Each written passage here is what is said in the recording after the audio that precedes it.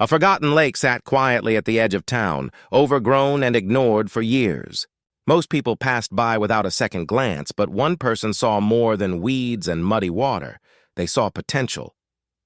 With steady hands and a determined heart, the main character began to restore the place, turning neglect into beauty. For the first time in decades, the lake shimmered with life again.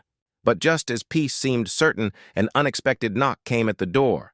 The HOA had arrived, and with them, trouble was about to begin. The main character's vision slowly came alive.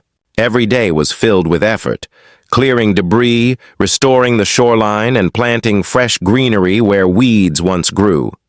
A cozy cabin began to rise beside the water, creating a place of calm and reflection. What was once a forgotten lake now looked like a private sanctuary, a treasure hidden in plain sight. Neighbors paused to admire the transformation, whispering about how the lake had never looked so beautiful. Yet none of them knew that this peaceful dream was about to face its greatest test. Just when the dream seemed untouchable, the quiet was broken. A group from the Homeowners Association arrived, led by a confident figure determined to take charge.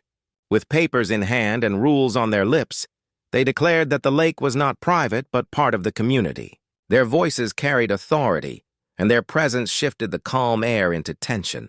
The neighbors who once admired the transformation now gathered to watch, unsure of what would unfold. What began as a labor of love was suddenly painted as a dispute waiting to explode. The HOA leader stepped forward, pointing toward the cabin and the shoreline with bold certainty. They claimed regulations had been broken and insisted that community rules gave them control over the lake. Fines, restrictions, and demands poured out like a practiced speech. The neighbors shifted uneasily, sensing the weight of the confrontation. But the main character didn't raise their voice or step back. Calm and steady, they listened, because in their hands was the very proof that could turn this entire conflict upside down. With quiet confidence, the main character reached for a folder and revealed the original deed to the land. Every detail was clear: signatures, maps, and boundaries. The truth was undeniable. The lake and its surroundings were private property, legally owned. The HOA leader froze, words caught in their throat, while murmurs spread through the crowd. Neighbors leaned closer, some smiling in relief, others wide-eyed in disbelief. The authority that once seemed unshakable now crumbled in plain sight, and for the first time the balance of power shifted. The weight of the truth settled over the crowd.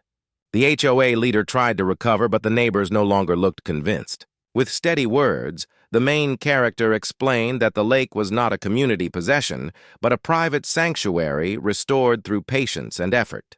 Yet instead of closing the gates, they offered kindness, welcoming neighbors to enjoy the water as guests, without fees or endless rules. Relief spread across the faces around the lake. What had started as a dispute now turned into an unexpected moment of unity. The lake stood as more than a piece of land. It became a symbol of fairness and perseverance. The HOA's attempt to control it faded into the past, leaving only the strength of truth. Neighbors remembered the courage it took to stand firm and the kindness it took to share. In the end, the story was not about rules or power, but about justice and peace. HOA drama resolved, land disputes settled, greedy claims denied, and community harmony restored.